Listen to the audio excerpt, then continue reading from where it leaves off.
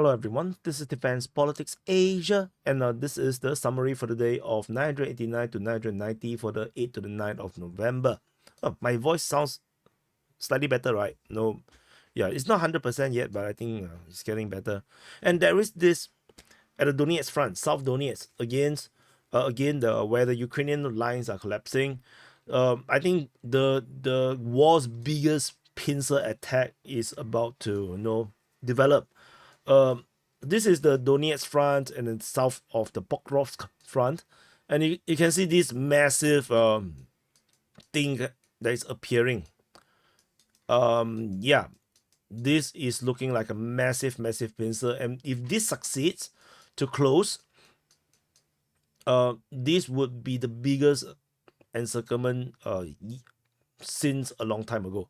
I think the biggest one was probably in the closure of the Severodonetsk in the Luhansk region. So let's say this is 23, with the north to south around 20. So let's take a look at the biggest one. The biggest one was when the Russian forces captured let me see, captured which part? I think Kursk up. Yeah, something like that. They were let me see. Let me refresh my memory. So yeah, Zolote. So after the Russians captured Zolote and they were pushing up, and then there was this risk of Ukrainian encirclement because during those days the Ukrainians have several Donetsk, they have Rubizne, Lysychansk, and the Russians was taking Kursk. They were pushing up, and then they're pushing down at Rubizne, and then there was this encirclement coming, and then there was attacking towards Zolotaneva, and then the Ukrainians withdraw and give up the entire Luhansk. This region here is almost just as big. The encirclement was basically about the same size. So this is going to be the biggest since, the biggest pincer attack since. And this is a proper pincer. The previous one was less of a pincer, is more like a half pincer, because the northern part was the Serbiansky forestry with the Seversky Donetsk River. This time around, this looks like a very legitimate pincer attack, and this is seemingly developing, and the Ukrainians have already abandoned this entire southern part of Maximilianivka. So this is going to be the biggest pincer success if the Russians do it. So since we are here, I'm going to talk a bit more into details regarding the situation around here. In the Uspenivka or western flank, the Russian forces are fighting towards Sukiali, Maximivka. They are already fighting towards Konstantinopolsk, and over in the eastern part of Maximivka, the Russian forces have captured a lot of grounds. This is based on the latest mappings from the Ukrainian side. This is by Deep State UA, and the Russians are consolidating their position south of Trudove as they secure Bohov-Yevlenka, with the Russian forces fully securing everything east of Bohov-Yevlenka, and this entire front line here is continuing to collapse. As I mentioned previously in the previous SITREP, that these lines will continue to collapse until the next Ukrainian defense line. Tentatively, none of these places are proper defense line. At least they have to go along the road, and in this area is probably along the river. There is not many good defensive positions right now, as the Russians has already bypassed the main defense lines, and those are prepared lines. So everything in the rear position is not as extensive, not as prepared, so the Russians can push much faster. Over on the eastern part around the Konstantinivka region, Russian forces have captured more grounds in the north of Konstantinivka, and fighting is also reported at Antonivka region and the Katerinivka region. This area here, despite the claim of capture by the Russian Defense Ministry, continues to be reported to be fighting, according to the Ukrainian Defense Ministry, largely. So that's the situation around this place. In the north of in the Kurakovets sector, in the south of Kurakovets sector, Russian forces basically captured the entire big chunk of area south of Maximilianivka. Everything here has been considered by the Ukrainian side. Just this piece alone is 24.3 square kilometers. This is huge. This is probably one of the biggest chunk of land given up by the Ukrainian side in quite a bit of time. So massive amount of grounds lost. Fighting is now moving towards Donetsk as well as Kharkiv. So the Russians will continue to consolidate this ground, and with this development, you can imagine this entire area is going to be abandoned by the Ukrainians because the Russians are way too close. They can potentially cut off their retreat. The distance between this to the river is around 5 kilometers. There is still time for the Ukrainians to withdraw, but given the speed of the advance in 2 days, this amount of ground has been lost. I think the time window for them to retreat is pretty short. And over in the Kharkiv sector in the north, so in the north, the Russian forces are continuing to push at Novoselidivka, Voznesenka, Ilinka, and according to geolocation, Russian forces have entered into Sonsivka. So the Russian forces have made another huge advance over here. This threatens encirclement by attacking into Staritani, where currently is being shelled. So the situation north of Kharkiv is getting desperate. The Ukrainian forces is now at the risk of encirclement, and this bridge this causeway leading to Kharkiv has been destroyed since the late September. This chunk of ground loss is 7.88 square kilometers. The distance from this to the previous run line was almost 4 kilometers. So these are all very quick and huge advances. I believe this front line here will collapse very quickly as well, due to the tactical situation that is developing around here. So this is the Donetsk front. In the Velika Novosilka sector, fighting is reported towards Rodony and Velika Novosilka. So I covered the Donetsk front, so now we go to the other front lines. And my voice is gone. Give me a second. I need to cough. Okay, throat cleared. Okay, so we go to the Kherson front. There's no shelling being reported along the Kherson front. There's only in yesterday's Ukrainian report, they talk about Russians attacking the Pridniprovsk direction. Only one attack being reported. Otherwise, very quiet. In the Zaporizhzhia front, things get quieter. Fighting is reported at Malatomashka, Novodanilivka, and Novoandrievka. Shelling was reported at Yorkivka, but that's all. These are all very skirmishy. It doesn't give me the vibe that these are all major operations of assault. So Donetsk we already covered, so we go into the Pokrovsk front. So further up north from the Kharkiv sector, over in the Selydove sector, we have a lot of frontline changes around as well. Russian forces push west from the south of Novoalexeyevka, and the fighting was reported continuing around here. Pushkine appeared on the report for the first time on the Ukrainian Defense Ministry's report in yesterday's report. So there might be a possibility that the Russians have already advanced beyond Novoalexeyevka. And in the west of Vishneve, Russian forces have taken grounds as well as capturing Kharkivka in the north of Vishneve as well. And the Russian forces have penetrated through the railway line into Petrivka. So fighting is now in Petrivka as well. And according to Ukrainian mapping, they have conceded the rest of Selydove.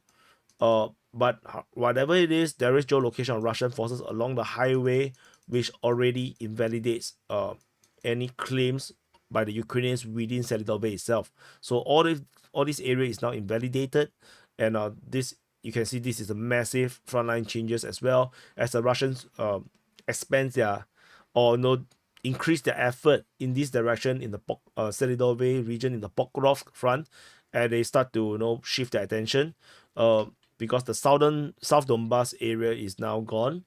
Largely, there is not much resistance. In the Kharkiv sector as well, the resistance has collapsed as well. So the Russians have moved their attention more towards Selydove region now. So that's the current situation around this area. Geolocation of FPV drone hitting Ukrainian artillery at Zovte just compounds the depression.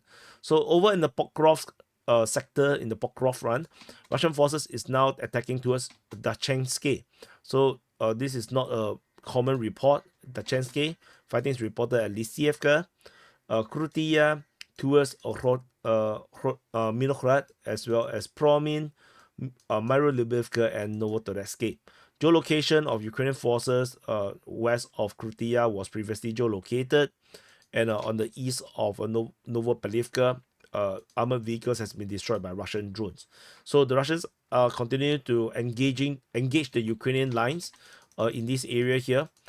Tentatively, I think only the Lysivka one is a real push, and probably the consolidation of the position at MKK was is the main focus area for the Russians.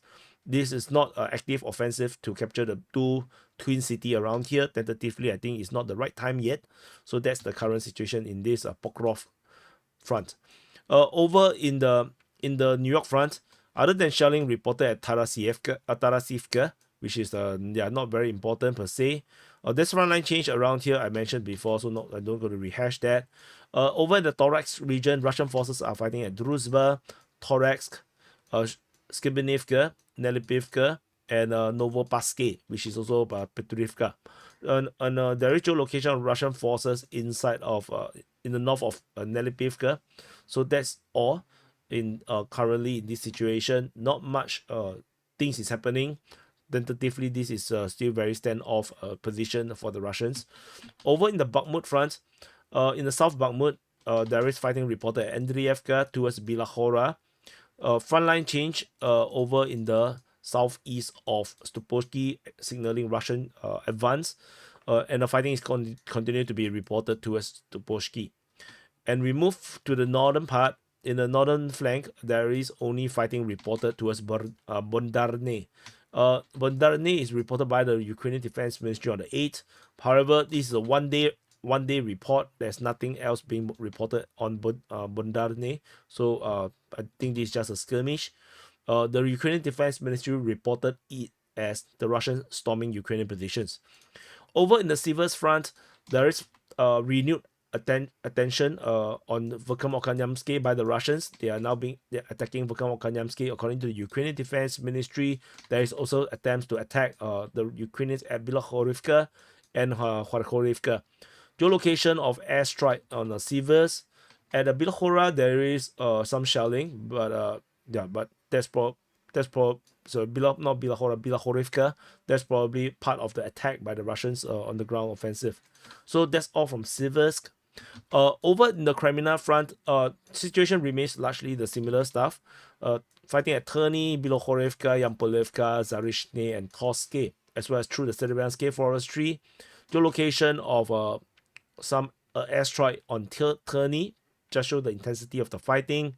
Then the tentative objective by the Russians is definitely to take all the grounds east of the river.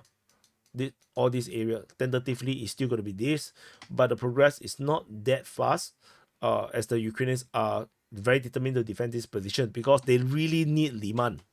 Without Lyman, they're going to lose Siversk.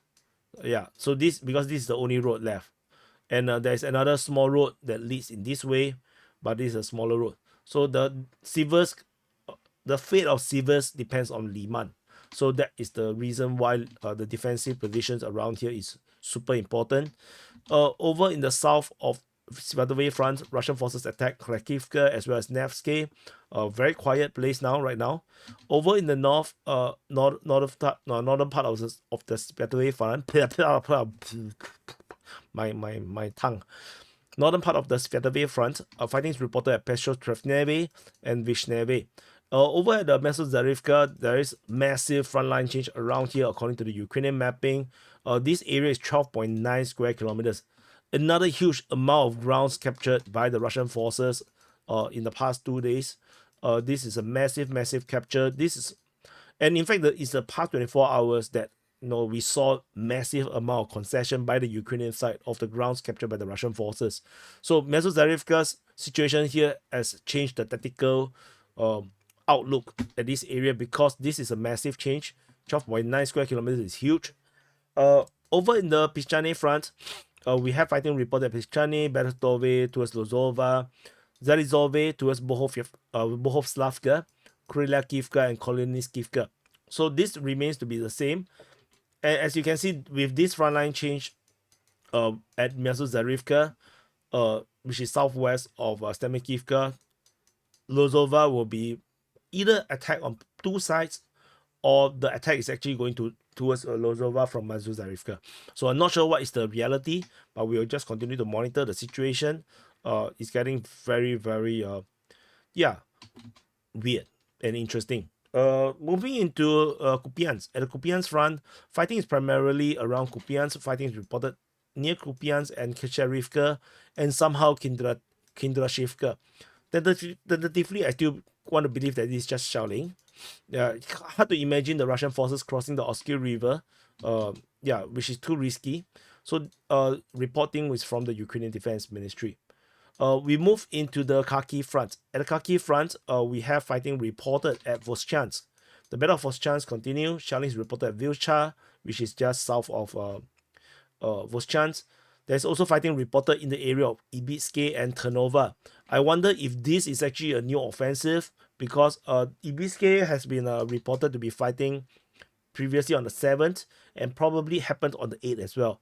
Ternova is slightly more new, but there was an attack on the 6th as well. So this seems like there is a new offensive being brewed in this area here to help to secure Zaporizhzhia, and to build some kind of a new distraction for the Ukrainians to have to settle. This is currently, something that I think we should take a look, or keep a lookout for. So other than that, I think the rest of Kharkiv front, Kharkiv front, the Kharkiv front is that. And we now go into the Kursk front. And the Kursk front, the Russian forces, the strategic situation is largely the same, but the peculiar thing is, again, the Ukrainians launching attacks in the northern flank, as well as their return of Novi Put. So the Ukrainians attacked Novi Put again. This reported on the 8th of November, but it was not reported on the 9th. So I think the attack clearly had failed, which is why they kind of stopped. There is fighting reported at Novaya Sorokina, and what's the other ones? Staraya Sorokina as well, and Malaya Loknia. The Ukrainians are attacking this northern flank again. Russians are still plowing through the Plekovo, still not working out yet. According to Ryba, the pro-Russian source reports some fighting at Matanovka. Otherwise, on the western flank is pretty much the same. Fighting reported at Leonidovo, Novo-Ivanovka, with the Ukrainians counter-attacking at Novo-Ivanovka. Ukrainians are also attacking over in Zelenishchik, Shilyak, and then there is clashes over at Darino and Mykolaivo Darino, with both sides clashing there. So again, very, very weird that the Ukrainians are putting so much effort into the Kursk front, the Kursk front, despite that the entire front line in the Donetsk region is collapsing like nothing before. The speed of advance by the Russians is picking up. We have already been reporting nearly daily, if not daily, Russian advance this entire year, and despite that, the advances is getting bigger and bigger. I think the past few weeks, the Russian advance is huge. So, and this 1-2 day is massive. So I think this is going to be a ramping up of the exponential capture of the Russian forces if the Ukrainians cannot get their act together. So anyway, thank you for watching. Press the like button, subscribe, and of course, I was busy the past entire week because I was running a football tournament. It's called the Singer Cup. It's the international youth football tournament for the region around Singapore, Australia, China, Hong Kong, Indonesia, Laos, Nepal, Philippines, Malaysia, all participated, and it's been a great success. So I'm back, back fully for DPA. So hopefully I will be able to get more content out, report more news, and and the year is ending. what happened to your New Year resolution? You still got 1.5 months to go. Do your best. And anyway, thank you for watching. Enjoy your Sunday. DPA open mic later, and I'll see you guys in the next update.